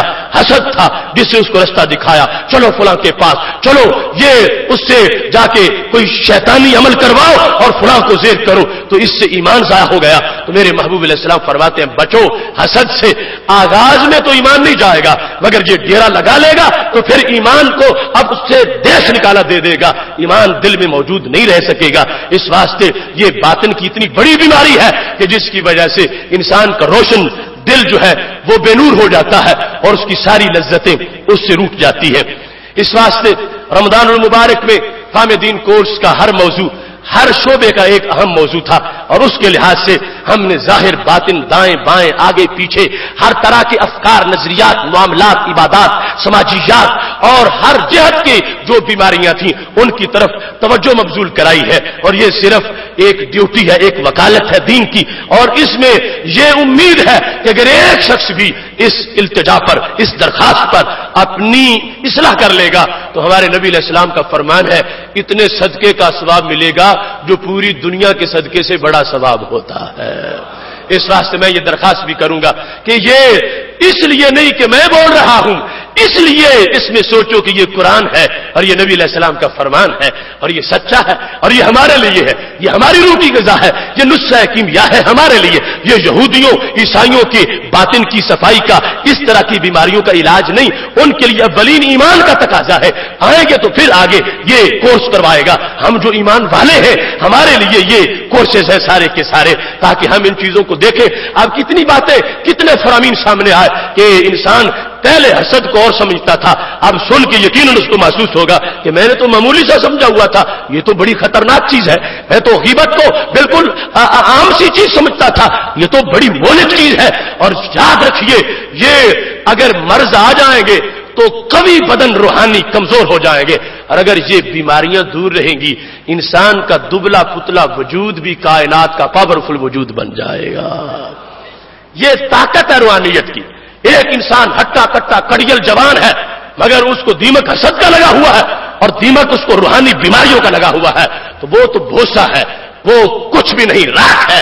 اور دوسری طرف ایک بالکل جس کو سمجھتے ہو کمزور سا بندہ ہے مگر اس کا باطن روشن ہے، اس کے دل کے آئینے میں بڑی چمک موجود ہے، تو وہ ایسی حیثیت رکھتا ہے کہ اس کی آنکھ کا اشارہ بھی ہو جائے تو کائنات کے نظام بدل جاتے ہیں۔ اس کی طاقت اپنی ہے، اس کا انداز اپنا ہے، اس کے پاس جو اللہ کی دی ہوئی طاقت ہے اس کی کے اثرات اپنے ہیں۔ تو اس واسطے ہم یہ چاہتے ہیں، ہم صدیوں بعد پیدا ہوئے ہیں، ایمان پھر بھی اللہ کے فضل سے موجود ہے لیکن عہد نبوی سے دور بہت ہے، تو درمیان کے فاصلے ختم کر دیں۔ درمیان کے فاصلے ختم ان تعلیمات سے ہوں گے کہ جس وقت یہ کہو گے ہو بہو یہی نبی علیہ السلام نے فرمایا تھا، صحابہ بیٹھے تھے، محبوب علیہ السلام بول رہے تھے، تو درمیان میں دوری نہ رہی۔ یہ فرمان وہ ہے، یہ قرآن وہ ہے، یہ دین وہ ہے، یہ عہد نبوی کا روشن دان ہے، یہ مسجد نبوی کی ٹھنڈی ہوا ہے، یہ نبی علیہ السلام کی گفتگو کا یہ اجالا ہے، تو یہ درمیان سے دوری دور کرے گا اور 14 صدیوں کا فاصلہ سمٹ کے ختم ہو جائے گا اور بندے کو محسوس ہوگا کہ نبی علیہ السلام کے نور کے جلووں سے سینہ روشن ہو رہا ہے۔ محتشم سامعین حضرات، گفتگو کو سمیٹتے ہوئے چونکہ آج سوالات کے جوابات کا سیشن بھی ہے، محبوب علیہ السلام تشریف فرما ہے۔ ابن کثیر نے لکھا ہے ایک شخص ابھی مجلس میں آیا نہیں تھا، ہمارے محبوب علیہ السلام فرمانے لگے اب جو آئے گا وہ جنتی ہوگا، یتلو علیکم الان رجل من اہل الجنہ، یعنی وہاں تو قدم قدم پہ جنت بٹتی تھی، یعنی ویسے تو سارے جنتی ہیں، یہ مراد ہے کہ جن کو دنیا میں سرٹیفکیٹ دے دیے گئے کہ تیری بھی فائنل، تیری بھی فائنل، وہ صرف عشرہ مبشرہ نہیں، وہ سینکڑوں ہے جن کی دنیا میں فائنل کر دی اور جنتی سارے اصحاب ہیں۔ فرمایا اب جو اوپر سے آئے گا وہ جنتی ہے، یعنی جس کی جنت کا میں نے اعلان کر دیا۔ صحابہ منتظر تھے کہ اب پتہ نہیں کون آتا ہے۔ ایک انصاری سادے سے صحابی آ گئے، تازہ وضو کیا ہوا تھا، داڑھی مبارک سے قطرے ٹپک رہے تھے، اپنا جوتا اٹھایا ہوا تھا، اندر داخل ہو گئے، نگاہیں منتظر تھیں۔ سب نے کہا کتنا خوش قسمت انسان ہے جو خود بعد میں آیا ہے، جنت کی خوشخبری پہلے دے دی گئی ہے۔ سب کو بڑا اس پہ تعجب ہوا۔ دوسرے دن پھر مجلس لگی، میرے محبوب علیہ السلام کی اب دربار کا انداز دیکھو، صدیوں بعد کی خبریں تازہ عطا فرماتے ہیں. اور میرے صحابہ اب جو اوپر سے آئے گا وہ جنتی ہے. اب پھر آنکھیں منتظر ہیں کون آتا ہے. وہی پہلے دن جو آیا تھا وہ پھر وہی صحابی آ گیا. سب کو بڑا تعجب ہوا کہ 2 دن عید کا قرآ نکلا، 2 دن جنتی قرار پائے. بڑا عجیب انسان ہے، 1 دن کا جنتی ہو جانا بھی کافی تھا، تو 2 دن جنتی یہی قرار پایا. تیسرا دن ہوا، رسول اللہ صلی اللہ علیہ وسلم فرمانے لگے اب جو آئے گا وہ جنتی انسان ہے. تیسرے دن بھی وہی انسان آ گیا. اب 3 دن اسی کے بارے میں. اور یہ مجلس کا انداز ایسے نہیں ہوتا تھا کہ کوئی پیچھے چھپا رہے کہ اب محفل شروع ہوگی تو سرکار بولیں گے اب جو آئے گا تو میں آ جاؤں گا. تو وہ کسی وقت دریائے رحمت جوش میں ہے، یا محفل کے آغاز میں یا وسط میں یا اختتام پر، اس وقت بولا ہے. پھر اب جو آئے گا لوگ نہیں دیکھ رہے، سرکار دیکھ رہے ہیں کہ کون آ رہا ہے. یہی تو ایمان ہے. لوگ کہتے ہیں بعض کے غیب کا پتہ نہیں، دیوار کے پیچھے کی بات نہیں. میرے محبوب علیہ السلام تو قدم قدم پہ ساری باتیں بتا رہے ہیں. اب جس وقت 3 دن اس بندے کے بارے میں زبان نبوت سے اعلان ہو گیا تو حضرت عبداللہ بن عمر بن عاص، حضرت عمر بن عاص جو فاتح مصر ہے ان کے بیٹے عبداللہ بن عمر بن عاص، جس مجلس ختم ہوئی تو اس صحابی کے پیچھے چل پڑے اور ان کے ساتھ جا کے ایک بات بیان کی. کہنے لگے میرے ابا جی نے مجھے گھر سے نکال دیا، مجھ سے کچھ بے ادبی ہو گئی تھی، تو آپ مجھے گھر رکھ لیں، میں آپ کے پاس رہنا چاہتا ہوں، میرا کوئی سہارا نہیں رہا. تو کہنے لگے ٹھیک ہے آپ میرے پاس رہیں. یہ حضرت عبداللہ بن عمر بن عاص ان کے پاس رہے 3 4 دن 5 دن 6 دن. پھر کہنے لگے اب میں جانا چاہتا ہوں، اجازت دے دو، میں بس اب نہیں رہوں گا. تو انہوں نے کہا پھر بتاؤ کیوں آئے تھے، وہ اب باپ راضی ہو گئے جو واپس جا رہے ہو؟ تو کہنے لگے وہ ناراض ہی نہیں ہوئے تھے، وہ راضی تھے. اصل میں رہنے کا بہانہ ڈھونڈتا تھا اور میرے دل میں تڑپ تھی کہ میں چھپ کے علیحدہ گھر میں دیکھوں کہ تم بندگی کیا کرتے ہو. کیونکہ 3 دن جو نام تمہارا آیا، کوئی وظیفہ کوئی بہت بڑا قیمتی تھا، تو مجھے شوق تھا مجھے اس وظیفے کا پتہ چلے جو تم کرتے ہو. یعنی وہاں پر ایسے بہانے تھے تقوی کی تلاش کے لیے. آج تو لوگ فراڈ کرتے ہیں کسی کو لوٹنے کے لیے. وہاں کا ذوق دیکھو، وہاں تقوی کا شوق دیکھو، اور وہاں ثواب کمانے کی دوڑ دیکھو، اور کیسے بہانے ہیلے بنائے ہیں کہ مجھے گھر کوئی نہیں رکھتا، رکھو. یہ سیر میں موجود ہے کہ ایک عورت نے حضرت عمر فاروق رضی اللہ تعالیٰ عنہ کو نکاح کا پیغام بھیجا اور کہا میں نکاح کرنا چاہتی ہوں. پوچھا گیا کیوں امیر المومنین عمر فاروق سے، ان کے امیر المومنین ہونے کی وجہ سے نکاح کرنا چاہتی ہو، کس بنیاد پر نکاح چاہتی ہو؟ نکاح ہو گیا. کہنے لگی میں صرف اس بنیاد پہ چاہتی تھی کہ میں دیکھوں کہ رات کو عمر بندگی کیا کیا کرتے ہیں. اگر میں نکاح میں نہیں ہوں گی تو میں ان کی رات نہیں دیکھ سکتی. میرے پیش نظر دنیا کا کوئی لالچ نہ تھا، میرے پیش نظر نفس کی کوئی خواہش نہ تھی. میں امیر المومنین عمر جن کو دیکھ کے شیطان منہ کے بل گرتا ہے میں دیکھنا چاہتی تھی اس عمر کے اندر ایمان کتنا مضبوط ہے اور اس عمر کا جو خلوت کا عمل ہے وہ کتنا زیادہ ہے. میں وہ دیکھنے کے لیے میں نے نکاح کا پیغام بھیجا تھا. یہ انداز تھا. اب عبداللہ بن عمر بن عاص رضی اللہ تعالیٰ عنہ جب رخصت ہونے لگے کہتے ہیں میں نے اس لیے کہا تھا کہ میں دیکھوں گا مگر مجھے اتنے دن ہو گئے ہیں، میں نے سب کچھ تمہارا دیکھا ہے، مجھے تو کوئی ایسی بات نظر نہیں آئی کہ جو دوسرے لوگوں سے تم میں امتیازی پائی جاتی ہو. جو تم کرتے ہو وہ میں بھی کرتا ہوں، عشاء تم پڑھتے ہو میں بھی پڑھتا ہوں، تم سو جاتے ہو میں بھی سو جاتا ہوں، تم اٹھتے ہو میں بھی اٹھتا ہوں. یہ تو میرا پہلے ہی عمل ہے. یہ تہجد، یہ نوافل، یہ عشاء، یہ نمازیں، یہ سب کچھ میں کرتا ہوں. تو مجھے تو تلاش تھی کوئی بڑا قیمتی وظیفہ، کوئی اور چلہ ہوگا، اور وہ تو مجھے کوئی بھی نظر نہیں آیا. اس واسطے اب میں جا رہا ہوں. تو صحابی کہنے لگے ہاں کرتا میں وہی ہوں جو تم نے دیکھا ہے، مگر میں تمہیں بتاؤں یہ عمل جو ظاہری تھا میں نے تمہیں اپنا وہ سارے کا سارا تم نے خود دیکھا اور محسوس کیا کہ میں کتنے وظیفے کرتا ہوں اور رات کتنے نوافل پڑھتا ہوں، یہ تم نے خود دیکھ لیا. لیکن سمجھو غیر انی لا اجد فی نفسی، میں تمہیں ایک اپنا اور عمل بتا دیتا ہوں جو تمہیں نظر نہیں آیا، وہ مجھے پتا ہے، وہ دل کا عمل ہے. وہ کیا ہے؟ فرمانے لگے غیر انی لا اجد فی نفسی لاحد من المسلمین غشا جتنے بھی صحابہ ہیں اول سے لے کر آخر تک، ان میں سے کسی کے بارے میں کسی وقت میرے اندر کوئی کھوٹ نہیں ہوتی. غشہ، میں دن رات کے 24 گھنٹوں میں کبھی بھی میرے دل میں حسد نہیں پیدا ہوتا. کسی وقت بھی میرے دل میں کسی کے لحاظ سے کوئی کھوٹ نہیں ہوتی کہ فلاں کو فراڈ کرنا ہے، فلاں کو یہ کرنا ہے. ہر وقت میرا دل بالکل ہر کے لحاظ سے ستھرا ہوتا ہے، ہر بندے کے لحاظ سے میرا دل بالکل صاف رہتا ہے. میں 24 گھنٹے ایسے گزارتا ہوں. ولا احسد احدا علی خیر آتاہ اللہ، جو بھی رب نے کسی کو دیا ہے میں اس پہ حسد نہیں کرتا کہ اللہ تو نے اس کو دیا مجھے دے دیتا، اس سے لے لے مجھے دے دے.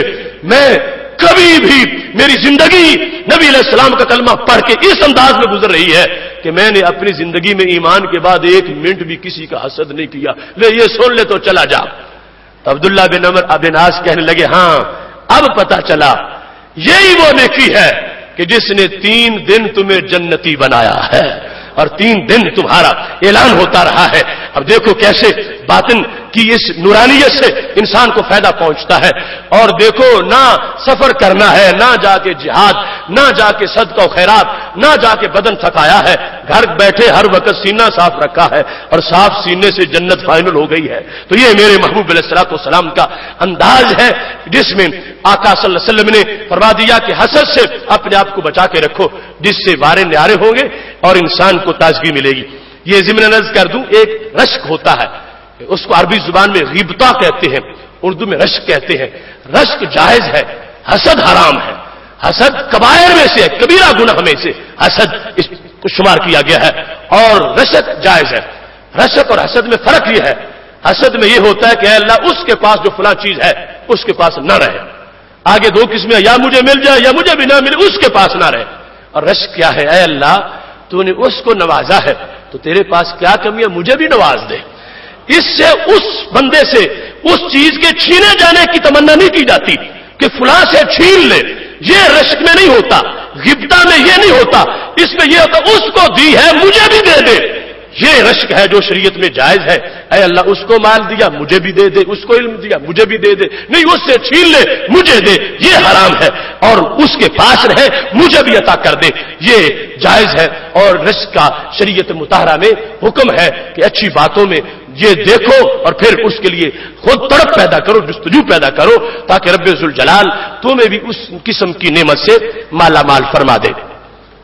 محتشم سامعین حضرات، آج جو سوالات اور جوابات کی نشست ہے اس کے سلسلہ سے اختصار کے ساتھ، کیونکہ آپ حضرات تمام رات جاگتے بھی رہے اور اس کے باوجود یہ آپ کی خوش قسمتی، بیداری اور اللہ کے دین کے ساتھ پیار ہے کہ اتنی تعداد میں آپ جلوہ گر ہوئے اور اس گفتگو کو سنا.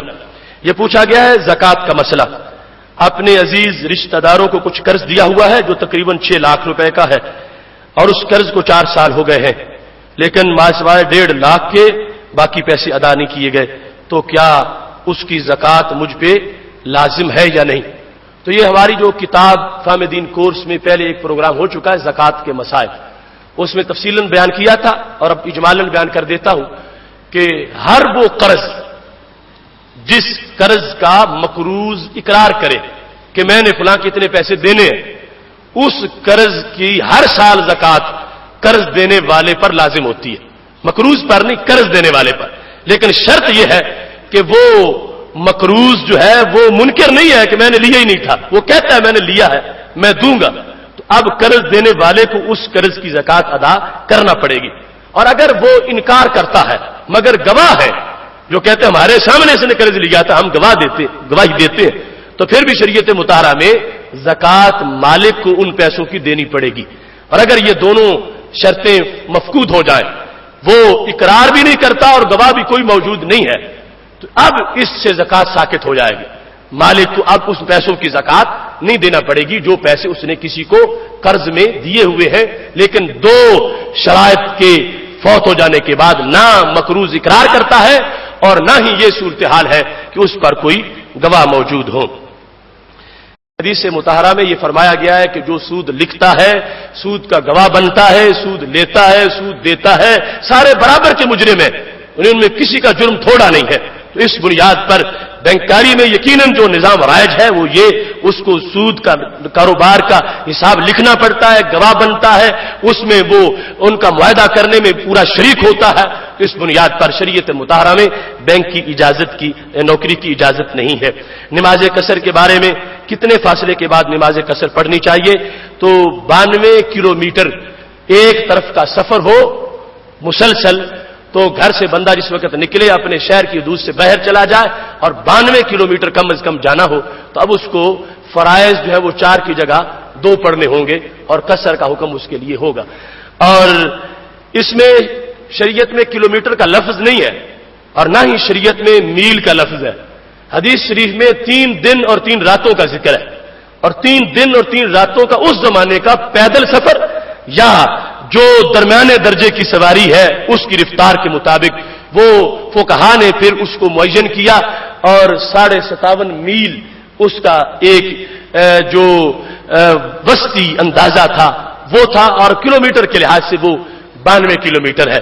اگر کوئی یہ کہے کہ ہمیں حدیث سے دکھاؤ کہ میل کتنے ہیں یا کلومیٹر کتنے ہیں، تو حدیث شریف میں یہ سارے ضابطے اس وقت موجود ہی نہیں تھے. اس وقت حساب کے لیے انداز اور تھا. وقت بتانا ہوتا تھا تو فرماتے تھے فواقہ ناکہ، جس نے فواقہ ناکہ جتنا جہاد کیا جنت کھری ہو گئی. فواقہ ناکہ کیا ہے؟ اونٹنی کا دودھ پستانوں سے نکالنے کے بعد دوبارہ پستانوں میں آنے تک جو وقت ہے یہ فواقہ ناکہ ہے. اس طرح کی صورتحال تھی.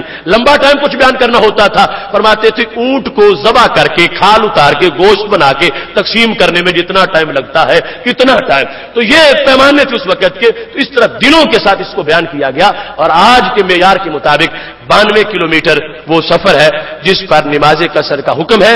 اور نماز قصر پڑھنا ہمارے نزدیک واجب ہے. یعنی یہ نہیں ہے کہ کوئی کہے میں پوری پڑھتا ہوں، پوری میں اچھا ثواب ملے گا، کیوں تھوڑی پڑھوں.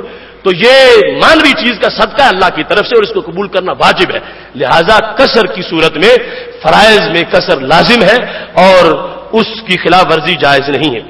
کیا عورتوں کے اجتماعی اعتکاف کے لیے دور دراز علاقوں کی طرف جانا جائز ہے؟ عورت تو مسجد محلے کی مسجد میں بھی اعتکاف نہیں بیٹھ سکتی، چاہے جائے کہ کسی دوسرے شہر میں مسجد سے باہر جا کے بیٹھ جائے.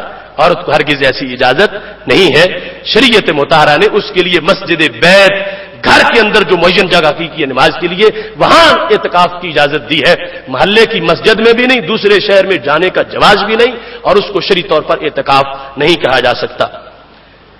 آج کل کے معاشرے میں کمیٹی ڈالنے کا رواج ہے. عام طور پر کمیٹی جس کو لکی کمیٹی کہا جاتا ہے، اس کا کیا حکم ہے؟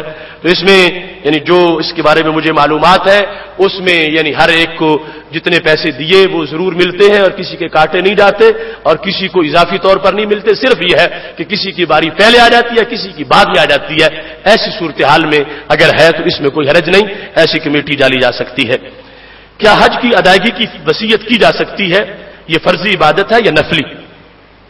حج جس وقت ایک بندہ ذات راہ پر مالک ہو گیا تو اس پر حج کرنا فرض ہو گیا. اتنا فرض، سخت فرض ہے کہ نبی علیہ الصلوۃ والسلام نے فرمایا جس کو حج کی استطاعت ہوئی ولم یحج، اس نے نہیں کیا، فلیمت ان شاء یہودیا او نصرانیہ، فرمایا وہ میرا نہیں، یہودی مرے یا عیسائی مرے وہ میرا نہیں ہے کہ جس کو استطاعت تھی اور اس نے حج نہ کیا.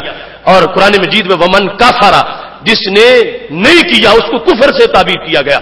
اس واسطے بہت جلد استطاعت کے بعد حج کرنا لازم ہے. استطاعت یہ ہے کہ آنے جانے کا خرچہ، وہاں رہنے کا خرچہ اور واپس آنے تک اپنی اولاد کا خرچہ اور آنے کے بعد کاروبار کی ابتدائی رننگ کا تھوڑا سا خرچہ یہ اس کے پاس ہے تو وہ صاحب استطاعت ہے. اس پر حج لازم ہو چکا ہے اور کرے گا، اور لازم ہے، فرض ہے تو فرض ہی ادا ہوگا.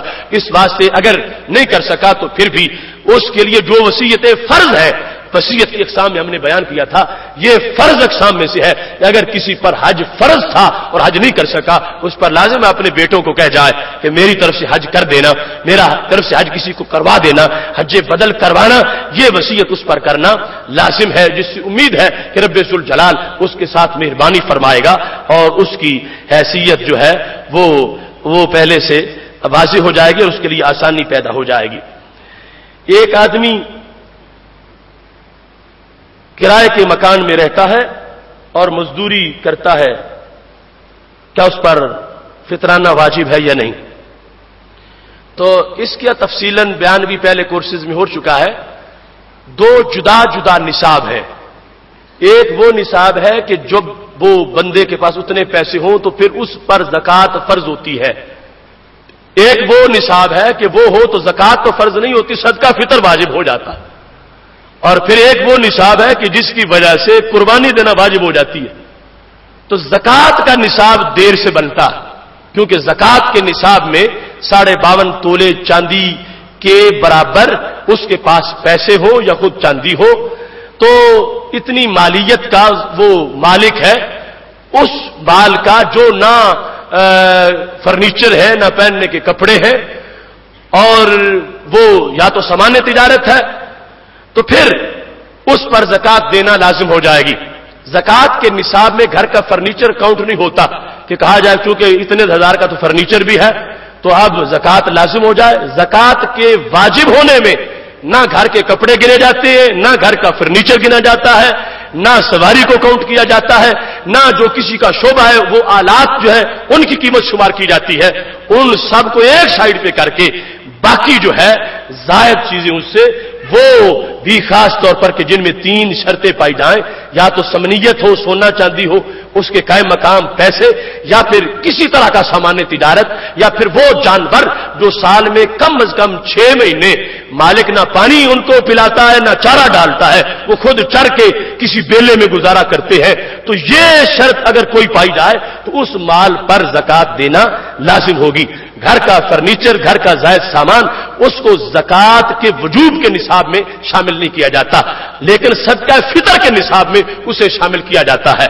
ایک انسان جس کے گھر میں اس کے 15 سوٹ ہیں تو شریعت مطہرہ اس کے 13 یا 12 سوٹ زائد قرار دے گی، ان کی قیمت لگائی جائے گی. اس کے گھر میں افراد خانہ سے زائد جتنی کرسیاں ہیں، جتنی چارپائیاں ہیں، جتنے برتن ہیں، جو اس طرح کی چیزیں، ان سب کی قیمت لگائی جائے گی. ان ساری چیزوں کی قیمت جو ہے جس وقت لگانے سے وہ 52.5 تولے چاندی کی قیمت کے مطابق یعنی تقریباً 18,000 روپے تک پہنچ جاتی ہے تو اس پر صدقہ فطر دینا واجب ہو جاتا ہے. اب دوسرا فرق یہ ہے کہ زکات کے نصاب میں حولانِ حول شرط ہے، سال کا گزرنا، اور صدقہ فطر کے لیے سال کا گزرنا کوئی ضروری نہیں ہے. تو اس بنیاد پر ہمارے معاشرے میں میرے مشاہدے اور آبزرویشن کے مطابق تقریباً 95% افراد وہ ہیں جن کی صدقہ فطر واجب ہے. بہت تھوڑے لوگ ہیں، یعنی ایسا ہے کہ جو لوگ صدقہ وصول کرتے ہیں وہ بھی ان پر بھی صدقہ واجب ہے. یعنی اس گھریلو گھر کی ان زائد چیزوں کی وجہ سے، کیونکہ شریعت نے 20 جوڑوں کی تو اجازت نہیں دی ہوئی، اور شریعت نے گھر کے افراد سے زائد چارپائیوں کو بھی اس کی ضرورت سے زائد قرار دیا ہے، خواہ وہ مہمانوں کے لیے استعمال ہو یا نہ ہو. اس طرح کی جو جتنی چیزیں ہیں ان کی قیمت لگانے کے بعد وہ 52.5 تولے تک پہنچ گئی تو پھر اس پر خود لازم ہے کہ وہ اپنا صدقہ فطر ادا کرے. اور ایسے بندے پر قربانی دینا بھی لازم ہے. لہذا قربانی اور صدقہ فطر کا نصاب ایک ہے، زکات کا نصاب اس سے جدا ہے.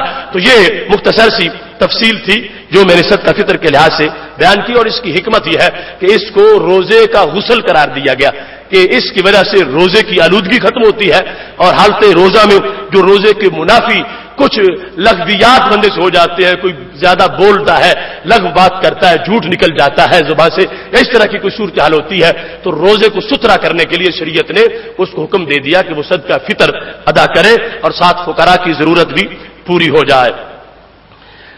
طلاق کے بارے میں پوچھا گیا ہے کہ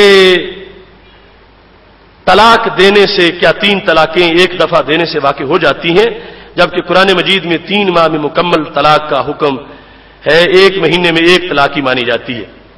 تو اس سلسلہ میں گزشتہ سال وہ طلاق ثلاثہ کا تفصیلی جو کورس کا موضوع تھا وہ بیان ہو گیا، وہ چھپ بھی چکا. قرآن مجید میں کوئی آیت ایسی نہیں ہے کہ جس میں یہ ہو کہ 3 دیں تو 1 ہوتی ہے. ساری امت کا اس بات پر اتفاق ہے 3 دیں تو 3 ہی ہوتی ہے. مالکی بھی یہی کہتے ہیں، حنبلی بھی یہی کہتے ہیں، شافی بھی یہی کہتے ہیں، حنبلی بھی یہ کہتے ہیں، حنفی بھی یہ کہتے ہیں. پوری امت اس پر متفق ہے سوائے ایک اعتزالی سوچ غیر مقلد فرقے کے، سب اس پر قائم ہے. اور یہ صحابہ سے جو دین تابعین تک پہنچا اس کا حصہ ہے. حضرت فاروق اعظم رضی اللہ تعالیٰ عنہ سے پوچھا گیا مسئلہ تو انہوں نے 3 کو 3 قرار دیا. وہ سارے دلائل تفصیل سے اس میں موجود ہیں. تو آج اس روش پر بڑی احتیاط کی ضرورت ہے. ایک حرام کا سلسلہ شروع ہو جاتا ہے، جو شام کو طلاقیں دیتے ہیں صبح پھر لے آتے ہیں اور ان غیر ذمہ دار مولویوں کے پاس جاتے ہیں، وہ کہتے ہیں 1000 بھی تم دے دو کوئی فرق نہیں پڑتا، یہ تو تم نے صرف 3 دی تھی۔ تو یہ ایک زنا کو قانونی شکل ان ظالموں نے دے رکھی ہے اور اس سے بچاؤ بڑا ضروری ہے، اور یہ قیامت کی نشانیوں میں سے ایک نشانی ہے جو نبی علیہ السلام نے فرمایا تھا کہ زنا قانونی شکل اختیار کر جائے گا۔ وہ ایک تو ان نام نہاد روشن خیالوں کا قانون ہے، اور دوسرا ان نام نہاد طبقے کا جو دین کا لبادہ اوڑھ کے زنا کو لائسنس جاری کر رہے ہیں اپنی طرف سے، اور زکات کو طلاق کو بالکل مذاق بنا رکھا ہے۔ باقی ہر چیز جتنی بار بولے وہ اتنی شمار ہوتی ہے، طلاق ان کے نزدیک ایسی چیز ہے 1000 بار بولے پھر بھی ایک ہی شمار ہوگی۔ باقی 1000 روپے کا مطلب 1000 ہی ہوتا ہے، لاکھ کا مطلب لاکھ ہوتا ہے، 500 کا مطلب 500 ہوتا ہے، لیکن طلاق ایسی چیز ہے وہ کہتے ہیں لاکھ کہہ دو مطلب ایک ہی ہوگا۔ یہ خانہ ساز شریعت ہے جس کا شریعت مطہرہ سے کسی طرح کا کوئی تعلق نہیں ہے۔ ہمارا کل کا موضوع بڑا اہم موضوع ہے، کن کی کنجی، وہ زبان جس کو سب کن کی کنجی کہے، اس کی نافذ حکومت پہ لاکھوں سلام۔ ویسے تو سوالات کا کل پروگرام نہیں تھا، لیکن انٹرنیٹ والے سارے سوالات ابھی باقی رہتے ہیں۔ انشاءاللہ انٹرنیٹ سے جو مختلف ممالک سے سوال آئے ہیں ان کا انشاءاللہ کل کے موضوع میں جواب دیا جائے گا، اور آپ اپنی تیاری بھرپور رکھیں کہ منگل کا دن وہ تاریخ ساز اجتماع کا دن ہے جب لبیک یا اسلام کے زیر سایہ قافلے بھٹی میرج ہال پہنچنے والے ہیں، اس کے لیے اپنے دوستوں کو بھی تیار کیجئے۔